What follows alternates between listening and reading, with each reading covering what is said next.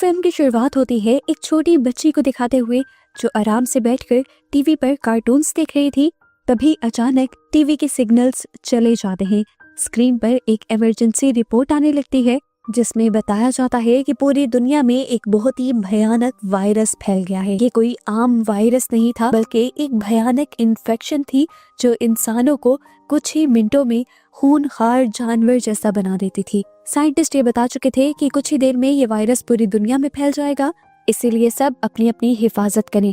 हमें दिखाया जाता है कि इन्हीं बच्चों की मॉम भी बहुत ज्यादा घबराई हुई थी। वो अपने हस्बैंड से फोन पर बात करती हैं जो कि एक पायलट हैं। वो बताते हैं कि हालात कंट्रोल से बाहर हो चुके हैं।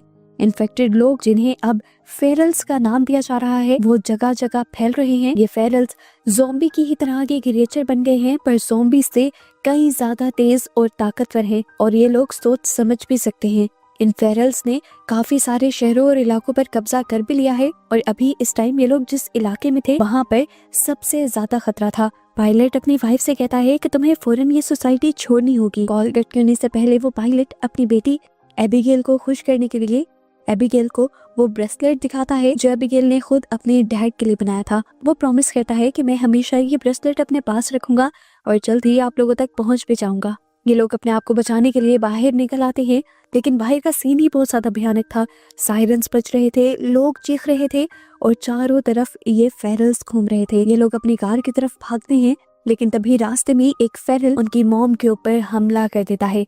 पलक झपकते ही अब एबिगेल की मॉम उसकी आंखों के सामने एक फेरल बनने लगी थी। एबिगेल घबराकर कार के नीचे छुप जाती है। कार के नीचे से वो देखती है कि पहले जिस फेरल ने उसकी मॉम के ऊपर हमला किया था उसी ने उसके भाई के ऊपर भी हमला करके उसे भी इन्फेक्टेड कर दिया था। और ये देखकर एबिगेल को बहुत ज्यादा दुख हुआ, लेकिन वो खामोश रही क्योंकि जानती थी कि अगर उसने शोर किया तो ये फेरल उस पर भी हमला कर देगा। कार के नीचे छुपी हुई एबिगेल को फेरल देख नहीं पाता और आगे चला जाता है। एबिगेल को लगता है कि उसकी जान बच गई, पर अब उसकी अपनी ही मॉम जो कि एक फेरल बन चुकी थी उनकी नजर एबिगेल पर पड़ जाती है और वो एबिगेल को मारने के लिए उसकी तरफ बढ़ती है। एक गोली चलने की आवाज सुनाई देती है। एबिगेल देखती है कि उसकी मॉम नीचे गिर गई थी क्योंकि एक आदमी ने उसे गोली मारकर बचा लिया था। ये आदमी कैसियस था जो प्यार से अब एबिगेल को कार के नीचे से निकालता है, उसे गोद में उठाकर प्यार करता है। इसी टाइम पर वो नोटिस करता है कि एबिगेल की नजर एक छोटे बच्चे की तरफ थी। वो समझ गया कि ये एबिगेल का भाई है और अब फेरल बन रहा है। कैसियस एबिगेल से अपने कानों पर हाथ रखने को कहता है और उसके बाद उसके भाई को भी सर में गोली मारते हुए हमेशा के लिए खत्म कर देता है। ये कुछ ही मिनट गुजरे थे और एबिगेल की दुनिया बदल गई थी। उसकी पूरी फैमिली खत्म हो गई थी और उस दिन के बाद से कैसियस ही उसकी फैमिली बन गया था, उसका टीचर बन गया था और उसका प्रोटेक्टर भी। खैर, अब मूवी में 10 साल का वक्त गुजर जाता है। दुनिया पूरी तरह बदल चुकी है और हर तरफ बस सन्नाटा ही सन्नाटा है। ज्यादातर इंसान या तो मर चुके हैं या फेरल्स बन चुके हैं। कैसियस और एबिगेल जंगल में रहकर सरवाइव कर रहे हैं क्योंकि शहर तो फेरल्स से भरे हुए हैं। एबिगेल भी अब वो डरी हुई बच्ची नहीं रही, वो एक वॉरियर बन चुकी है क्योंकि कैसियस ने उसे बहुत ही सख्त ट्रेनिंग दी है लड़ने की, शिकार करने की और सरवाइव करने की। इस टाइम भी हम उन्हें जंगल में प्रैक्टिस करते हुए देखते हैं और उसी टाइम उनकी नजर पड़ती है एक सर्वाइवर पर जो फेरल्स से बचने की कोशिश कर रहा था। कैसियस कहता है, एबिगेल तुम्हारे लिए एक टेस्ट आ गया है। वो उसे उसके स्नाइपर देता है और कहता है कि इस आदमी को बचाओ और बाकी सभी फेरल्स को मार डालो। एबिगेल बैठ जाती है और निशाना लगाने से पहले कैसियस उससे कहता है, रिलैक्स करो, गहरी सांस भरो, अपने शिकार को टारगेट करो और फिर ट्रिगर दबा दो। एबिगेल ये सब कुछ तो करती है, लेकिन अपने आप को साबित करने की जल्दबाजी में वो टारगेट को तो देख लेती है, लेकिन ये नहीं नोटिस करती कि टारगेट के इर्द गिर्द वो इंसान भी था। एबिगेल ने जब गोली चलाई तो वो उस फेरल के बजाय सर्वाइवर को लग जाती है। ये एक बहुत बड़ी गलती थी, खासकर इस दुनिया में जहाँ इंसान बहुत कम रह गए थे। उसी दुनिया में एबिगेल ने एक इंसान को मार दिया था। कैसियस उसे बहुत ज्यादा डांटता है और वहाँ से ज़ॉम्बिस को मारते हुए खुद वहाँ जाता है। वो जानता था कि अब ये मरा हुआ आदमी एक फेरल बनकर ही जिंदा हो जाएगा, इसीलिए उसके दोबारा जिंदा होने से पहले वो उसका सर ही काट देता है। जिसके बाद वो उसकी गाड़ी में से अपनी जरूरत का सामान निकालने लगता है और उसके जूते भी पहन लेता है क्योंकि कैसियस के अपने जूते बहुत ज्यादा पुराने हो गए थे। ये लोग यहाँ से जाने ही वाले होते हैं, पर अचानक चारों तरफ से कुछ गाड़ियां उन्हें आकर घेर लेती हैं। इन गाड़ियों में बहुत सारे इंसान सर्वाइवर थे जिनके पास बहुत सारे वेपन भी थे। वो कैसियस को अपने मरे हुए दोस्त के जूते पहना देखते हैं तो सोचते हैं कि जरूर कैसियस एक लुटेरा है और उनके दोस्त को लूटने के लिए ही कैसियस ने उसे मारा है। अब उस आदमी को क्योंकि गोली भी लगी हुई थी तो साफ मतलब था कि ज़ॉम्बी के बजाय इन्हीं में से किसी ने उसको मारा होगा। उस समय ये सभी लोग अपने अपने वेपन्स कैसियस के ऊपर तान देते हैं और तभी गाड़ी में से निकल कर एक मेगन नाम की प्रेग्नेंट औरत ये सब कुछ रोकने आ जाती है। वो सबसे कहती है प्लीज बस कर दो, ये भी हमारी तरह उन्हीं कुछ सर्वाइवर्स में से हैं जो अब इस दुनिया में इंसान बचे हैं, छोड़ दो प्लीज इन्हें। इससे पहले कि ये लोग कोई फैसला कर पाते यहाँ पर एक और बहुत बड़ी मुसीबत आ जाती है। इन्होंने जो आपस में शोर मचाया था उसकी वजह से बहुत सारे फेरल्स अट्रैक्ट हो गए थे और अब भागते हुए चारों तरफ से ज़ॉम्बीज़ यहाँ आ गए थे। ये ज़ॉम्बीज़ इतने ज्यादा थे और इतनी तेजी से भाग रहे थे कि लोगों को मौका नहीं मिलता कि ये लोग बचकर अपनी गाड़ियों में बैठकर भाग सके। वेपन्स तो इनके पास थे ही, तो ये वेपन्स को ही अपना कवर बनाते हैं और अपनी इन्हीं वेपन्स के जरिए अपने सर्वाइवल के लिए लड़ने का फैसला करते हैं। यहाँ पर एक भयानक लड़ाई शुरू हो जाती है। इन सर्वाइवर्स का ग्रुप हारने लगता है। इतने सारे वेपन्स के बावजूद भी इनकी गोलियां खत्म होने लगती हैं, लेकिन मॉन्स्टर तो खत्म होने का नाम ही नहीं ले रहे थे। अब बहुत सारे मॉन्स्टर्स इन्हीं सर्वाइवर्स के ग्रुप के ऊपर हमला कर देते हैं और उन्हें भी काटते हुए मॉन्स्टर बना देते हैं। और यहाँ जो सिर्फ इंसान बचते हैं वो थे कैसियस, एबिगेल, मेगन और उसका हस्बैंड डेविड। जिस टाइम ये सारे फेरल्स सर्वाइवर्स को काटने में और उन्हें इन्फेक्टेड करने में बिजी थे, उसी वक्त का फायदा उठाते हुए मेगन, डेविड, एबिगेल और कैसियस चारों कार में बैठकर वहां से भाग निकलते हैं। पीछे जो नया ग्रुप फेरल में बदला था, पता चलता है कि उनका लीडर जो भी अब फेरल ही बन चुका है, वो अपने और अपने ग्रुप के साथ होने वाली इन सारी चीजों से बहुत ज्यादा गुस्से में आ चुका है और अब उसने ठान ली है कि वो कैसियस से बदला लेकर रहेगा, जिसकी वजह से ये सब कुछ शुरू हुआ था। इसलिए वो अब कैसियस की खुशबू सूंघते हुए उस कार का पीछा करने लग जाता है जिसके अंदर ये लोग भागे थे। लेकिन हम देखते हैं कि कैसियस काफी दूर तक गाड़ी दौड़ाकर ले जा चुका था। वो अब इन लोगों से पूछता है कि आप लोग कहाँ जाना चाहते हैं। ये लोग बताते हैं कि हम लोग द कॉलोनी जाना चाहते हैं, जिसे बोट टाउन का भी नाम दिया गया है। ये पानी के ऊपर बनी एक कॉलोनी है जिसे बड़ी बड़ी शिप्स को मिलाकर बनाया गया है और यहाँ पर सभी बचे कुचे इंसान रह रहे हैं। यहाँ पर डॉक्टर्स भी हैं और हर किस्म की फैसिलिटी भी है। ये सारी चीजें सुनकर एबिगेल की आंखें चमक उठती हैं क्योंकि वो काफी टाइम से इंसानों के साथ रहने का एक ख्वाब दिख रही थी। पहले तो कैसियस को इस चीज का अंदाजा नहीं हो रहा था कि इंसानों की कोई कम्युनिटी एग्जिस्ट भी करती है। वो कहता है मैं काफी सालों से इधर उधर भटक रहा हूँ, मैंने तो कभी ऐसी कोई कम्युनिटी या कोई सोसाइटी नहीं देखी। मेगन उसे बताती है हमारा काफी बार उन कम्युनिटी के लोगों से कॉन्टेक्ट हुआ है। ये सुनकर कैसियस उनकी बात मान जाता है, लेकिन खुद वो वहाँ जाने के लिए तैयार नहीं था क्योंकि उसे लगता है कि ज्यादा लोगों के दरमियान में रहना मतलब ज्यादा खतरा। लेकिन यहाँ पे एबिगेल कहती है कि हम वहाँ पर एक मर्तबा तो जरूर जाएंगे, चाहे सिर्फ मेगन को छोड़ने के लिए, क्योंकि उसकी जो हालत है हम उसे अकेले जाने ही नहीं दे सकते। कैसियस की शक्ल से साफ लग रहा था कि वो इसके लिए भी तैयार नहीं है। रास्ते में ही अचानक से उनकी गाड़ी रुक जाती है और उन्हें पता चलता है कि वो खराब हो चुकी है। डेविड जो एक मैकेनिक है उसे ठीक करने की कोशिश करता है, लेकिन टूल्स ना होने की वजह से नाकाम रहता है। उन्हें अब पैदल चलना पड़ रहा था। चलते चलते वो एक पुरानी जगह पहुंच जाते हैं जिसे एबिगेल पहचान लेती है। इसी जगह के करीब एक एयरफील्ड थी जहां पर उसके डैड काम किया करते थे। वो सबसे कहती है कि हमें एयरपोर्ट की तरफ चलना चाहिए, शायद हमें वहां पर कोई प्लेन मिल जाए और हमारा आगे जाने का सफर आसान हो जाए। कैसियस को ये आइडिया बहुत ही बेकार लगता है क्योंकि 10 साल बाद कोई प्लेन उड़ने के काबिल तो रहा नहीं होगा। एबिगेल जब जिद करती है तो वो जाने के लिए मान जाता है और वहां जाकर इन्हें एक बहुत ही अजीब चीज ये देखने को मिलती है कि इस एयरफील्ड के अंदर एक भी प्लेन नहीं था। किस्मत से इन्हें एक गैराज के अंदर एक छोटा सा प्लेन मिल भी जाता है, लेकिन 10 साल से पड़े रहने की वजह से वो थोड़ा खराब था। डेविड कहता है मैं इसे रिपेयर कर सकता हूँ। वो जब प्लेन को रिपेयर कर रहा था, एबिगेल और कैसियस उसका पहरा दे रहे थे। ये लोग बार बार अपनी बाइनोकुलर से दूर दूर देख रहे थे और एकदम से इन्हें पता चलता है कि सामने से फेरल्स का एक बहुत बड़ा ग्रुप उनके पीछे वहां तक आ रहा है। अभी तो वो दूर थे, लेकिन जितना तेज वो भाग रहे थे 5 से 10 मिनट में ये उनके पास होते। ये लोग भागकर यहाँ पर आते हैं और डेविड से जल्दी जल्दी काम करने को कहते हैं। एबिगेल इतने में पायलट सीट पर बैठ जाती है और वो सारी चीजें याद करने लगती है जो उसके डैड उसे सिखाया करते थे बचपन में। यहीं पर वो एक बुकलेट उठाकर इस प्लेन के बारे में भी पढ़ने लग जाती है और इतने में ही वो ज़ॉम्बीज़ फेंस तोड़कर यहाँ पर आ जाते हैं। डेविड और मेगन भी अब प्लेन के अंदर बैठ चुके थे। थोड़ी सी कोशिशों के बाद भी एबिगेल ने इंजन स्टार्ट कर लिया था प्लेन का। प्लेन तेजी से आगे की तरफ रनवे पर चलने लग जाता है, लेकिन उसके बावजूद ये ज़ॉम्बीज़ इतने ज्यादा तेज होते हैं कि चलते ट्रेन को भी पकड़ने की कोशिश करते हैं और उसके विंग्स को डैमेज भी करने की कोशिश करते हैं।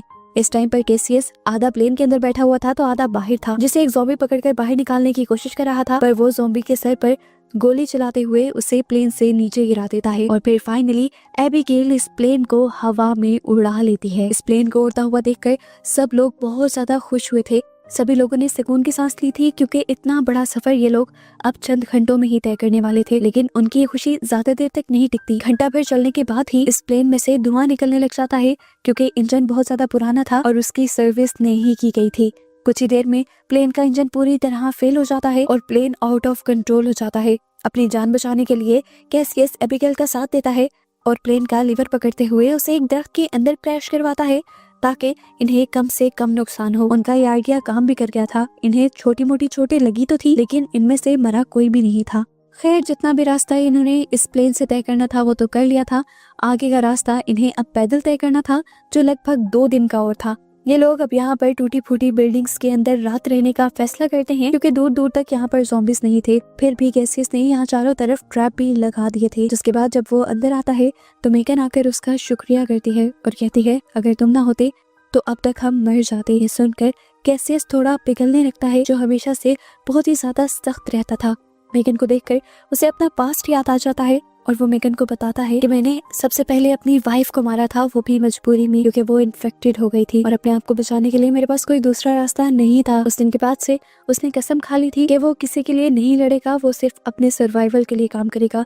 लेकिन फिर उसे एबिगेल मिल गई और उसने अपना फैसला बदल लिया। फिर उसने एबिगेल को अपना साथी बना लिया और उसे अपनी बेटी की तरह पाला। वो बताता है कि एबिगेल के अलावा किसी को भी बचाना अब मेरा मिशन नहीं है, लेकिन मैं तुम्हारी और डेविड की जिम्मेदारी लेता हूँ और वादा करता हूँ कि मैं तुम्हें तुम्हारी मंजिल तक पहुँचा दूंगा। फिर अगले दिन ये अपना सफर शुरू कर देते हैं और इन्हें रास्ते में चलते हुए एक बहुत ही अजीब चीज दिखाई देती है। एक बहुत ही अच्छा साफ सुथरा फार्म हाउस जहाँ पर बहुत सी चीजें भी उगी हुई थी और यहाँ पर बिजली भी थी। ये लोग बहुत ज्यादा हैरान होते हैं और उस फार्म हाउस की तरफ बढ़ने की कोशिश करते हैं, लेकिन तभी एक स्पीकर से आवाज आती है कि अपने अपने हथियार नीचे डाल दो। ये लोग उस आदमी की बात मान जाते हैं और अपने हथियार यहीं छोड़कर ये लोग अंदर चले जाते हैं। पता चलता है कि इस जगह का मालिक एक साइंटिस्ट था। वो इन सारे सर्वाइवर्स से मिलकर बहुत ज्यादा खुश होता है और उनके लिए अच्छा सा खाना भी बनाता है। ये सब खाना खाते हुए रो पड़ते हैं क्योंकि 10 सालों बाद वो इतना अच्छा खाना खा रहे थे। डिनर के बाद ये लोग बैठकर बातें करने लग जाते हैं और बातें करते हुए एक बहुत ही अजीब बात वो साइंटिस्ट ये कहता है कि ये वायरस कोई बुरी चीज नहीं है, बल्कि ये तो ह्यूमन एवोल्यूशन है। वो मानता है कि इस वायरस ने सारे कमजोर इंसानों को मार दिया है और ताकतवर इंसानों को फेरल्स में बदल दिया है और अब इन नई फेरल्स को ही इस दुनिया के ऊपर कब्जा करना चाहिए और बचे कुचे इंसानों को भी मर जाना चाहिए। जैसे जैसे वो बोल रहा था सबको चक्कर आने लगे थे क्योंकि उसने सबकी ड्रिंक में बेहोश होने की दवा मिलाई हुई थी। और ऐसे हमें पता चलता है कि साइंटिस्ट का उन सबको अंदर बुलाने का इरादा कुछ अच्छा नहीं था। जब इनकी आंखें खुलती हैं तो ये लोग बंधे हुए होते हैं। यहाँ पर साइंटिस्ट इनको अपनी असलियत बताता है और कहता है कि मैं तो यहाँ पर ज़ॉम्बीज़ के ऊपर ही एक्सपेरिमेंट कर रहा था। उसने अपनी ज़ॉम्बी बनी हुई वाइफ को भी यहाँ कैद करके रखा हुआ था और उसने एक ऐसी डिवाइस भी बनाई थी जिससे वो न सिर्फ अपनी वाइफ को बल्कि सभी ज़ॉम्बीज़ को कंट्रोल कर सकता था। वो बताता है कि मैं चाहता हूँ सारे इंसान मर जाएं और सारे फेरल्स में यानी ज़ॉम्बीज़ में बदल जाएं ताकि मैं उन्हें कंट्रोल कर कर इस पूरी दुनिया पर राज कर सकूं। वो अब अपनी ज़ॉम्बी बनी हुई वाइफ को आज़ाद कर देता है और अपनी डिवाइस की मदद से कंट्रोल करते हुए इन लोगों की तरफ मारने को भेजता है। सब घबरा जाते हैं। जैसे ही वो कैसियस के पास आती है, कैसियस उसे जोर से टांग मारकर पहले अपने से दूर कर देता है और इतने में डेविड अपनी ताकत का इस्तेमाल करता है और अपनी रस्सियां तोड़ देता है। यहाँ पर हमें एक ट्विस्ट ये पता चलता है कि डेविड थोड़ा थोड़ा इन्फेक्टेड हो रहा था। उसने एक आध मर्तबा अपने आप को मारने का भी सोचा, लेकिन फिर उसने फैसला किया कि वो पहले अपनी वाइफ को सेफ जगह पर उसे टाउन में पहुंचाएगा और फिर अपनी जान देगा। उसने ये भी फैसला किया था कि अगर वो सफर के दौरान ही इन्फेक्टेड हो गया तो वो अपने आप को मार देगा। अभी उसके बारे में किसी को ये हकीकत नहीं पता थी, लेकिन इस ज़ॉम्बी वायरस ने अभी तक जो उसे ताकत दी थी उसी ताकत से वो अब इस नई ज़ॉम्बी से लड़ने लग जाता है। ये लोग आखिर उस ज़ॉम्बी को मार देते हैं और इन्हें देखकर डरते हुए साइंटिस्ट यहाँ से भाग जाता है। ये लोग मौके का फायदा उठाते हैं, अपना वेपन्स और सामान इकट्ठा करते हैं और साइंटिस्ट का ही ट्रक लेकर यहाँ से निकल जाते हैं। इनके यहाँ से भागने के बावजूद भी साइंटिस्ट ने हार नहीं मानी थी। वो तो इन्हें हर हाल में मारना चाहता था, इसलिए वो अपनी डिवाइस का इस्तेमाल करते हुए बहुत से ज़ॉम्बीज़ को उनकी गाड़ी के पीछे लगा देता है। इधर इन लोगों को भी आगे से रास्ता बंद मिलता है और इनके पास कोई दूसरा रास्ता नहीं रहता सिवाय इसके कि ये लोग गाड़ी से बाहर निकलकर भागना शुरू कर दें। पीछे से ज़ॉम्बीज़ भी बहुत ज्यादा आ गए थे। डेविड को भी अब समझ आ गई थी कि वो पूरी तरह इन्फेक्टेड में बदलने वाला है, क्योंकि उसकी पेट की नसें भी खाली पड़ चुकी थी और उसकी हालत भी बहुत ज्यादा खराब हो रही थी। वो यहाँ पर अपनी वाइफ को मिलता है और उसे लास्ट गुड बाय कहता है। उसकी वाइफ यानी मेगन उसे छोड़कर जाना नहीं चाहती थी, लेकिन तब वो मेगन से कहता है कि ये सब मैं हमारे बेबी के लिए कर रहा हूँ। ये कहकर वो उसे कैसियस के साथ भेज देता है और खुद यहाँ बचे कुछ ज़ॉम्बीज़ से लड़ने लग जाता है। ज़ॉम्बीज़ बचे हुए तीनों लोगों का पीछा नहीं कर पाते और इस तरह ये लोग नदी के किनारे पहुंच जाते हैं। इनकी खुशकिस्मती यही थी कि इसी पानी के अंदर उस टाउन को बनाया गया था जहाँ पर मेगन को आना था। एबिगेल फौरन जाकर मदद की रिक्वेस्ट करती है और इन्हें देखकर वो लोग इन्हें कवर देने लगते हैं और दूर से इनके पीछे आने वाले मॉन्स्टर्स पर हमला कर देते हैं, जिसके बाद इन लोगों को कॉलोनी के अंदर लेने के लिए एक बोट भेजी जाती है और फाइनली ये लोग ज़ॉम्बीज़ से दूर आ जाते हैं। पता चलता है कि ये ज़ॉम्बीज़, ये फेरल्स पानी के अंदर नहीं आ सकते थे। अब हमें कॉलोनी का एक सीन दिखाया जाता है। जैसे मैंने पहले बताया कि ये कॉलोनी बड़े बड़े जहाजों को जोड़कर बनाई गई थी। इसे देखकर ये सब लोग बहुत ज्यादा हैरान थे। एबिगेल तो बहुत ज्यादा खुश थी क्योंकि वो सालों बाद किसी दूसरे इंसान से मिल रही थी।